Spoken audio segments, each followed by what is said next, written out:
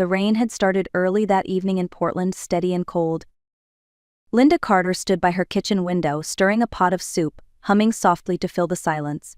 At 65, she found comfort in routine: cook, clean, and wait for her son Ryan to call. Then the phone rang. "Ryan's in the hospital," said a woman's voice. Calm, detached. It was Vanessa, Ryan's wife. "Accident. Come if you want." Before Linda could speak, the line went dead. She dropped the spoon, grabbed her coat, and ran into the rain. The drive to St. Mary's Hospital blurred in headlights and panic. Every red light felt like an eternity. When she arrived, the smell of disinfectant and the echo of hurried footsteps filled her chest with dread. "My son Ryan Carter," she asked breathlessly. "Room 312, ma'am." Linda half ran down the corridor, her shoes squeaking on the polished floor. Each step brought memories: Ryan as a boy with scraped knees, promising he'd always take care of her. As she reached for the door, a firm hand caught her wrist. "Ma'am, please don't go in," whispered a nurse. Her badge read Maria Alvarez. Her eyes were calm but urgent. "You need to hide for a moment, trust me." Before Linda could answer, Maria gently pushed her into the next room, 311, and shut the door. Linda stood frozen in the dark. Through the small window, she saw shadows moving in the hallway. Then she heard a voice, familiar, sharp and cold. "Vanessa." "What's taking so long?" she said to someone unseen. "I want this done before morning." Linda pressed closer to the door, heart pounding. Something deep inside told her this wasn't an accident. It was something far worse. Linda's pulse thudded in her ears. She pressed her back to the wall, afraid to breathe. Through the narrow crack of the door, she saw two silhouettes standing near room 312. Vanessa's voice was unmistakable, cool and precise. "Make sure the documents are ready before sunrise. I don't want to delay the transfer again." A man answered. His tone was confident, professional. "They'll be signed in your favor. Power of attorney, bank access, everything. If he wakes up confused, we'll call it trauma." Linda's breath caught. Transfer power of attorney. Her son wasn't even conscious, and they were already dividing his life. Vanessa gave a quiet laugh. "Finally, some peace. Once it's over, I'll move to Seattle. I can't stand this place anymore." Linda felt dizzy. She clutched the doorknob, terrified she might scream. Over? What did she mean by over? The man lowered his voice. "You said he's on medication?" "Yes," Vanessa replied. "I've been giving it to him for months. Just crushed pills in his juice. No one noticed." Linda's knees gave out. She slid against the wall, hand over her mouth to stifle a cry. The door behind her creaked open again. Maria stepped in, closing it quickly. Her face was pale but focused. "Stay quiet," she whispered. "You're safe here." Linda grabbed her arm. "She's hurting him. She's killing my son." Maria nodded, voice steady. "I know. I've suspected it for weeks." "What?" Maria's eyes darkened. "His symptoms don't match the reports she gave the doctors. I've seen this before: anticoagulant poisoning. It mimics heart failure." Linda stared at her, horrified. "You mean she's been?"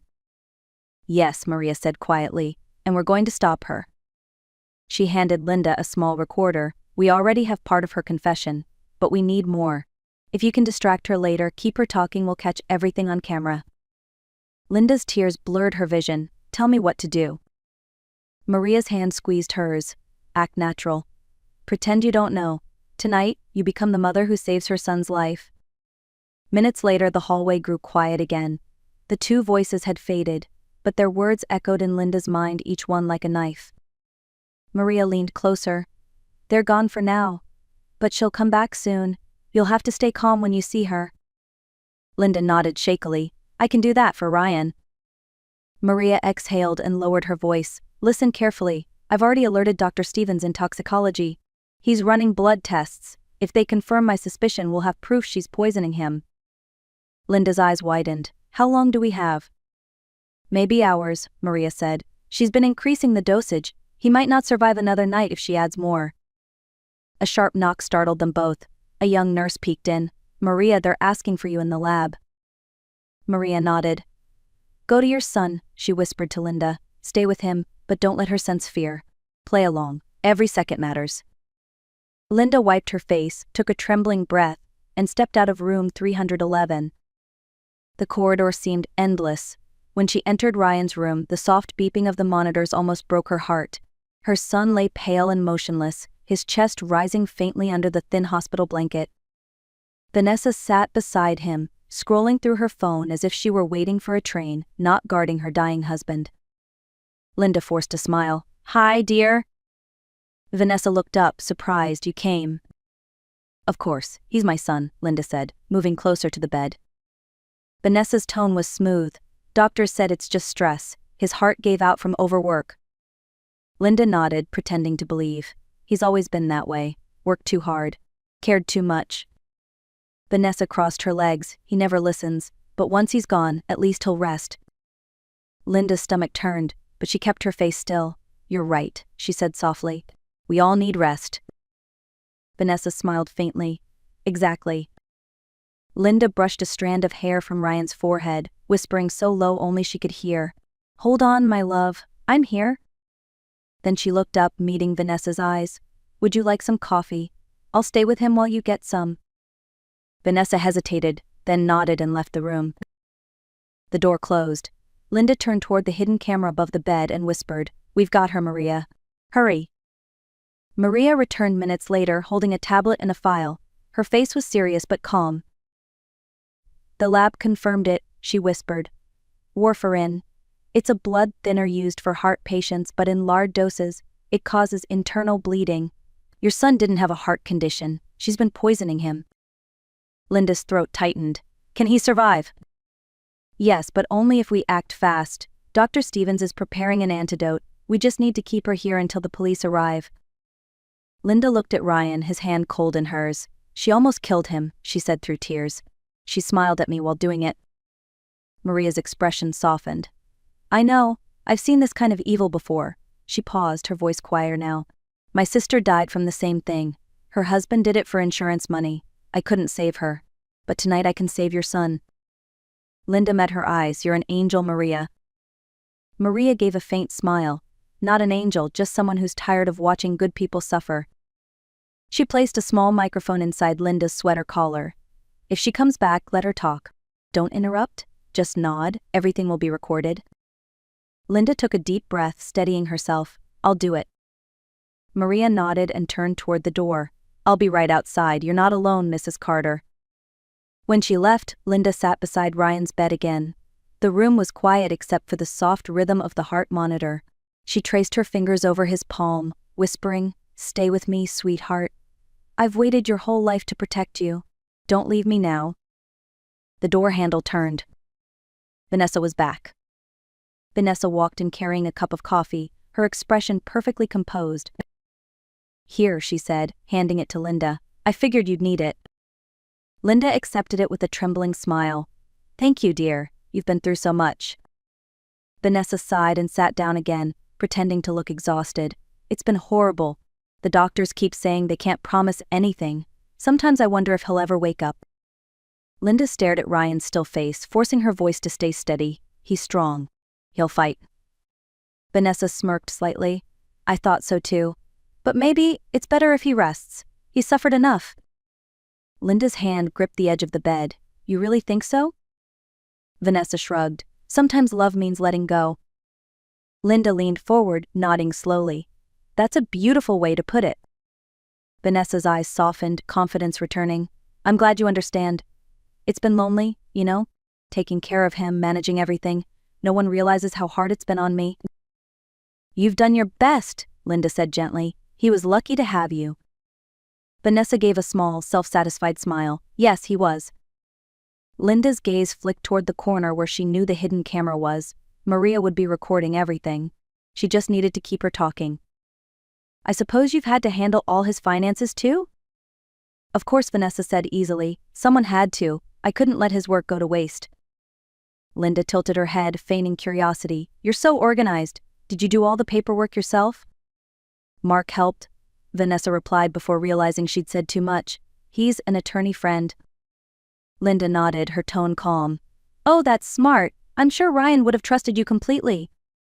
Vanessa's smile returned. "He did. Too much, maybe." At that moment, Linda's heart pounded. She'd heard enough. Maria had enough. All that was left was time. Vanessa stood, smoothing her dress. I'll step out for some air. Linda forced a kind smile. Of course, take your time. As soon as the door closed behind her, Linda whispered toward the hidden mic. Maria, she confessed. Please hurry.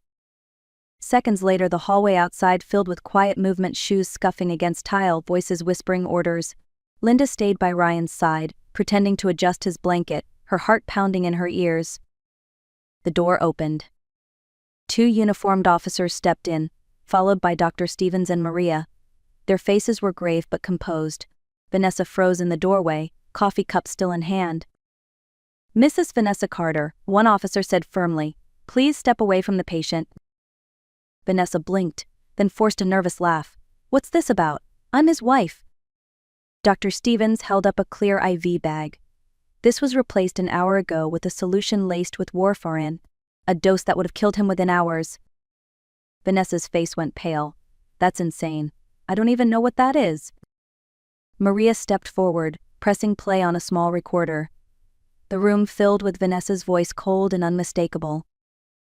I add it to the IV when nurses aren't looking. It'll look like a heart attack. No one will ever know.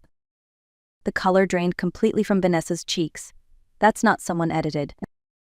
The officer cut her off. You have the right to remain silent. As they pulled her hands behind her back, Vanessa twisted toward Linda, eyes blazing with hatred. You think you've won? You're nothing, you'll lose him anyway. Linda stood tall, voice steady. I'm his mother, and mothers don't quit. Vanessa's scream echoed down the corridor as the officers led her away. Silence filled the room once more. Maria turned to Linda. It's over. We caught her in time. Linda sank into the chair beside Ryan's bed, tears falling freely. She took his hand and whispered, You hear that, sweetheart? It's over. You're safe now. Outside, thunder rolled softly in the distance, but for the first time that night Linda felt peace. The hours after Vanessa's arrest passed in a blur of exhaustion and relief. Linda refused to leave her son's side. The chaos of the hospital quieted, leaving only the hum of machines and the rhythmic beeping that meant Ryan was still alive. Maria stopped by occasionally, bringing tea or a blanket, but Linda barely noticed. She just sat there watching Ryan breathe. Every rise and fall of his chest felt like a gift. Sometime past midnight, the rain returned soft, steady, comforting. Linda looked out the window and whispered, We made it through the storm, Ryan. Now you just need to wake up. Her mind drifted through memories: Ryan learning to ride a bike, his proud grin at graduation, his first day at work when he said, Don't worry, Mom, I'll always take care of you. And he had until he met Vanessa. The thought hurt, but Linda refused to let bitterness win. At 3 a.m. Ryan stirred, his fingers twitched beneath hers. Linda gasped and leaned closer. Ryan, can you hear me, sweetheart? His eyelids fluttered, then settled again, but that tiny movement gave her all the hope she needed. Maria entered moments later, saw the motion and smiled. That's a good sign, she whispered. The antidote is working, he's fighting back. Linda nodded, clutching his hand. He's always been a fighter. As the first light of dawn crept through the blinds, she rested her head on his arm and whispered, You're almost home, Ryan. Come back to me. Outside, the rain stopped. The world was quiet again, as if holding its breath for the moment when Ryan Carter would finally open his eyes. When morning sunlight spilled into the room, Linda woke to the faintest pressure on her hand. She blinked, unsure if she was dreaming, until she saw Ryan's fingers tighten around hers. Ryan? She whispered. His eyelids fluttered, then opened slowly. His voice came out rough and faint. Mom? Linda's breath hitched. Oh, sweetheart, you're awake. She brushed his hair back, laughing and crying all at once. Ryan looked around the room, confused. Where am I? You're in the hospital, she said softly. You had a reaction to something, but you're safe now. He frowned. Vanessa, where is she? Linda hesitated. She won't be coming back. His brows drew together. What do you mean? Maria stepped into the room, her expression kind but firm. Mr. Carter, you've been very ill. But you're going to recover. The people responsible for this can't hurt you anymore. Ryan's voice cracked. People responsible? Linda took his hand gently. Ryan, it was Vanessa. She wasn't taking care of you. She was poisoning you, slowly, for months. He stared at her, speechless. Then he turned his face away, his eyes glistening. No, she couldn't. Maria shook her head. I'm sorry, but it's true. We caught her last night, she confessed on tape. Ryan's shoulders trembled. 7 years, he whispered. I gave her everything.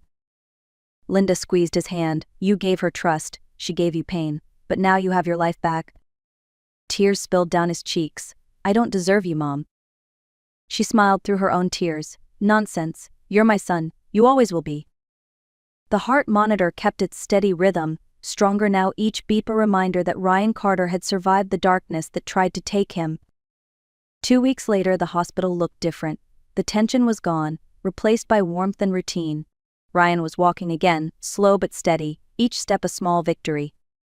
Detective Ruiz visited him that afternoon. Her tone was firm, but kind. Mr. Carter, Vanessa Mitchell, your wife, has been charged with attempted murder, fraud, and identity theft. She's facing a long sentence. Ryan sat silently, absorbing the words. Mitchell, he repeated. That wasn't even her real name? Ruiz shook her head. No, she's used at least 3 aliases. You weren't her first victim, but you'll be her last. Linda sat beside her son, holding his hand. It's over now, she whispered. Ryan looked at her, eyes full of guilt. I'm sorry, Mom, for shutting you out, for believing her lies. Linda smiled gently. You were in love, Ryan. That's not something to apologize for. When Ruiz left, Maria stopped by. She looked tired but happy. The lab confirmed it. Without your mother's courage, you might not be here. Ryan reached for Maria's hand. You saved my life. She shook her head. No, your mother did. I just helped her finish the fight. Later that evening, as the sun set behind the hospital windows, Linda and Ryan sat quietly together. The world outside glowed golden, peaceful. Ryan spoke softly. I think I understand now what real love looks like. Linda smiled. It's not always gentle. Sometimes it fights like hell to protect what matters. He nodded slowly. Then you're the bravest person I know? For the first time in a long while, Linda laughed, a full, genuine laugh that filled the room. The storm had passed, justice was done, and the Carters could finally start over. 6 months later, the Carters stood outside a small house near Portland's edge. The air smelled of pine and sea salt, and sunlight danced across the front porch. Ryan turned the key in the lock and smiled at his mother. It's not much, he said, but it's ours. A fresh start. Linda looked up at the simple white house, her eyes warm. It's perfect, Ryan. It already feels like home. Inside, half-unpacked boxes filled the living room. A photo of Linda and Ryan as a boy sat on the mantel, a reminder of everything they'd survived. Over the months, Ryan had been rebuilding his life piece by piece. He sold the company tied to Vanessa's name and began working with a non-profit helping victims of fraud rebuild their finances. If my story can save one person, he told his mother, it's worth it. Linda found her own purpose too. With Maria's help, she launched the Second Chance Network, a small foundation that offered support and legal resources to families trapped in manipulation or abuse. People need to know they're not alone, Linda said during a community meeting. Sometimes survival starts with speaking up. When the local paper published their story, neighbors began dropping by with flowers and letters of thanks.